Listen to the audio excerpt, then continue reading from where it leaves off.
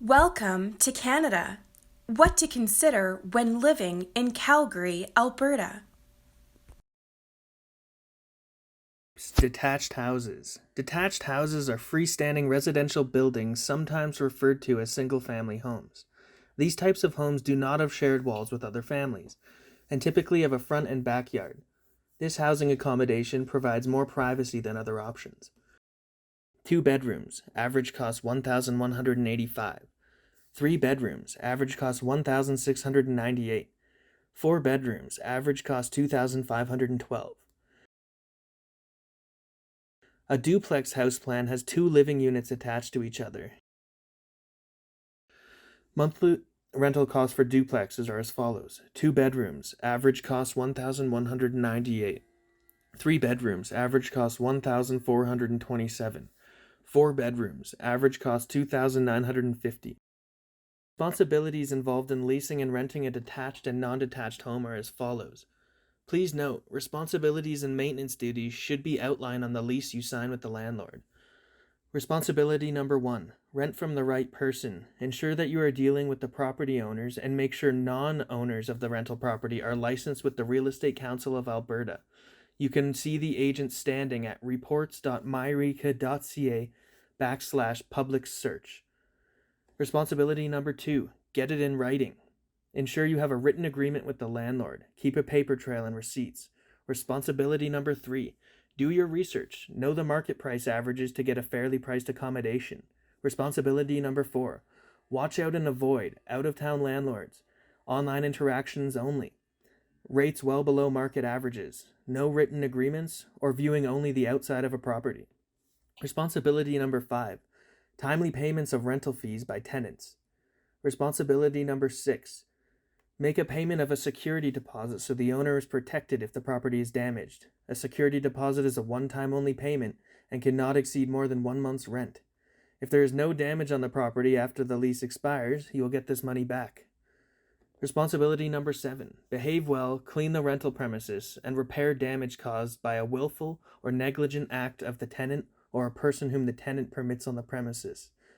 Maintenance involves chores such as keeping the premises clean, proper disposal of garbage and recycle, and other activities that should be made obvious and clear by the landlord in the lease agreement. Responsibility number 8. To not harass, obstruct, coerce, threaten, or interfere with the landlord. Responsibility number 9. Contact the landlord as soon as possible when a serious problem arises involving repairs or services. Responsibility number 10. Permit entry, when given proper notice, for repairs or showing of the premises for the next tenant or purchaser. Condominiums, or condo for short, is a home located in a residential building or community. Condos are typically individually owned by a landlord and managed by a property management company. Average monthly rental cost for condos is as follows: 2 bedroom, $1,631. 4 bedroom, $1,700. Apartments are owned by a single company or corporation and are your least expensive option. The average monthly rental cost for an apartment is as follows: 2 bedroom, $1,483. 3 bedroom, $1,563. 5 bedroom, $2,600.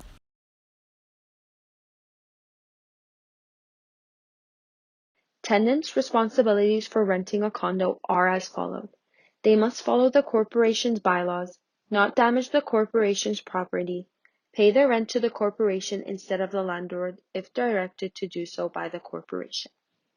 Since condos are smaller, they have fewer maintenance tasks and are lower in cost. Condo fees cover cable, water, snow removal, landscaping, and garbage, so there's no need to manage the monthly bills for them. Some condo corporations have restrictions and might require a deposit. In the condo bylaws, there are restrictions regarding pets, age, interior finishing, and restrictions on the use of outdoor spaces. Before a tenant moves into an apartment, the tenant and landlord must come to an agreement of terms in a contract called a residential tenancy agreement or lease. This agreement can be written or verbal, but written is recommended.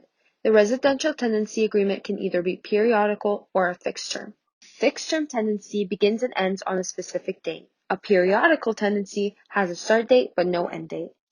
At the beginning of a tenancy, the tenant and landlord must agree on who is allowed to live in the residential property. The names of all tenants should be listed in the agreement. If someone is not listed in the agreement and living on the property, the landlord has the right to give the person a 14-day notice to leave. The tenant's responsibilities are that they must pay rent on time, be considerate of the landlord and other tenants, not endanger other tenants, not perform illegal activities, not conduct illegal business on the rental premises, keep the rental premises reasonably clean, prevent damage to the rental premises, move out when the rental agreement ends, follow the rules in the residential tenancy agreement. The benefit of renting is that there is not much of a commitment. You can explore your options while still saving money on a month-to-month basis. Suppose you are living in a basement, but 2 weeks into the month, you realize the location is too far from your workplace. When renting, depending on your contract, you have the freedom to easily change and explore your options of living. The most common places to find rental listings are on the internet and in the newspaper. The internet has many different websites for rentals. A popular website used here in Calgary is called rentfaster.ca. This website allows you to customize your search and helps you find exactly the type of space you are looking for, as well as in the area that you are looking. Apart from the internet, there is also a section in the newspaper for spaces that are on sale and for rent. Most international grocery stores have newspapers available in different languages that you are welcome to take for free. Grocery stores are important to have close by when considering the location of your home, when looking at where to live in Calgary, to consider the Northeast, as it is a very diverse community, which means the people in that community have worked hard to create businesses that represent them, such as halal food, vegetarian food, and international grocery store businesses. Most Western and Canadian grocery stores do have an ethnic or cultural section, but they won't have everything needed for your meals and snacks. They also don't always carry fresh halal meats or fresh international produce, among others. Within Calgary, especially in the Northeast, there are various international supermarkets. These stores include Medina Halal Meat and Grocery in Westwinds, Al Noor Halal Meat and Grocery in Falconridge, Alberta Halal Meat and Grocery in Marlborough, the Farmers Market in Sunridge, Basha Foods, also in Sunridge, and the T&T Asian Supermarket in Marlborough. All of these stores are located in Northeast Calgary. Schooling and budgets. Typically, schools in Alberta divide the levels of education based on grades and ages of students. Usually, parents enter their children into kindergarten around age 4 to 5, and then when kindergarten is done, parents will need to have already thought about an elementary school for their child to attend. Elementary school in Alberta teaches grades 1 to 6, junior high school teaches grades 7 to 9, and high school teaches grades 10 to 12. After this, students will consider next steps of education, career, or other working opportunities. There is a chart on the grades taught in Alberta and the typical age that the student should be when in that grade.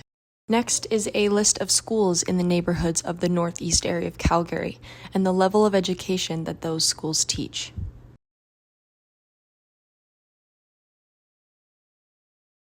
Next, when considering settling into a new home, there is a tool to use to keep track of all expenses in order for you to get an idea of how much you are spending. You can use the Google Spreadsheet or Microsoft Excel function if you have a computer or laptop, or if there is no access to any computer, you can write out everything on a piece of paper or in your phone to help keep track. Here is an example of a basic budget with the weeks in the month and expenses. Note, some of the payments or costs will only be made per month and not per week, so when you are considering making a budget, you will have to think about what you are paying for every month and what you are paying for every week. For example, rent will be paid monthly, but groceries will most likely be paid weekly. Other things like schooling, transportation, electricity, heat, cable, and internet are things that may be considered a bi-weekly payment, which means there's a payment made every 2 weeks for it, depending on the dwelling you are living in. Another important consideration for your budget is the cost of furniture. Let's discuss dwellings that are furnished versus unfurnished. Furnished dwellings typically will cost more because the furniture is provided and there's no extra cost to buy all of these things. Unfurnished dwellings, on the other hand, typically cost less but require the purchase of most of the furniture and appliances. If the tenant chooses an unfurnished dwelling, what to consider in this process will be the budget for how much furniture will cost, how the furniture will be transported to the dwelling, and how it will be put together. On the screen is a list of furniture that may be needed for the dwelling if it is unfurnished. Neighborhood suggestions through the scope of transportation. Calgary's geographical feature is divided into 4 quadrants: northeast, northwest, southwest, and southeast. Public transportation system with the second lowest traffic congestion rate in Canada. The public transportation system includes 2 rail lines and 169 bus routes.